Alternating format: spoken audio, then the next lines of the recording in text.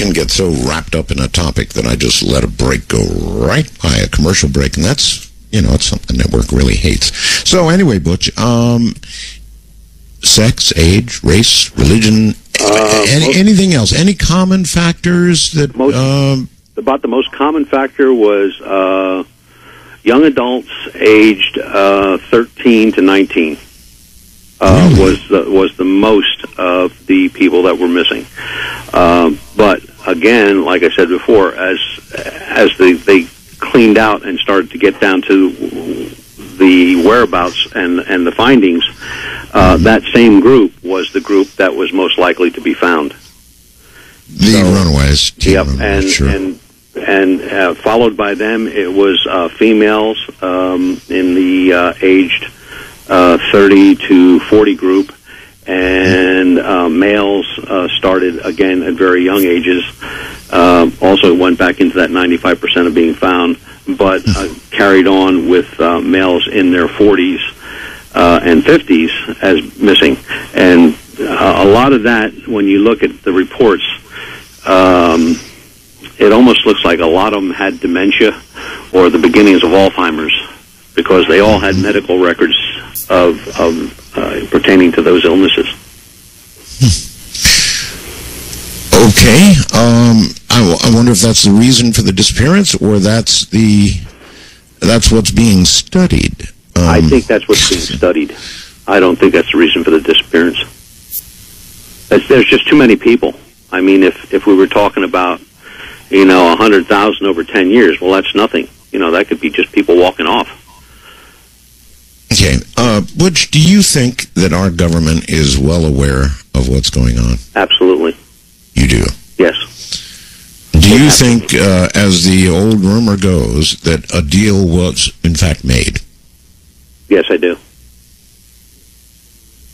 So little attention is paid to what's going on that, if it was a government that was being forthright and I walked up to them and gave them these cases and said, hey, look, this is happening here, they'd put out a warning immediately, or they'd start looking, or they'd start doing something.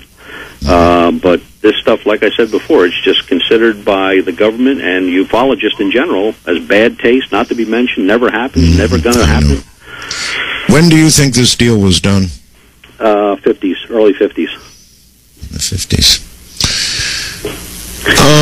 And for them to come forward now and say, that's like people with disclosure ask me all the time, when is there going to be disclosure? That's never going to happen. Do you realize what the government would have to admit to? Yes, I do. From Roswell to whatever happened last week or tonight, I got a report of one in Washington State at 9 o'clock this evening. A UFO buzzed somebody for over a minute. So, are they going to admit to that? No, I could call Washington State and state police or anybody else out there, and I'm going to get the same answer. Nope, never happened. Don't have anything on it. But yet they have radar tracks. They have pilots. Leslie Keene just came out with her thing. And her book, UFOs, where she's got generals and pilots and, telling all they know. And you would think the government would be jumping right up there. Now, some governments have come forward. And I was about to say, not all governments are as the U.S. government. No, and I think England's big problem was Nick Pope. Nick Pope was out there, and, he was beyond that. I guess they have kind of a limit on their Secrecy Act, where we don't. So they had to come up with something. And then, of course, Spain followed, and even Iran, they came out with information. And Portugal, and there's a number of countries that are coming forward, but I don't think you're going to see that from us. I really don't. And if it does happen, I'll go on your show and I'll be the first one to say, look, okay, I'm an idiot. I should have saw this coming. But I just don't see that coming. All right. Jane in Killeen, Texas says, if a patient is alive while the mutilation is taking place, adrenaline would be rife in the blood.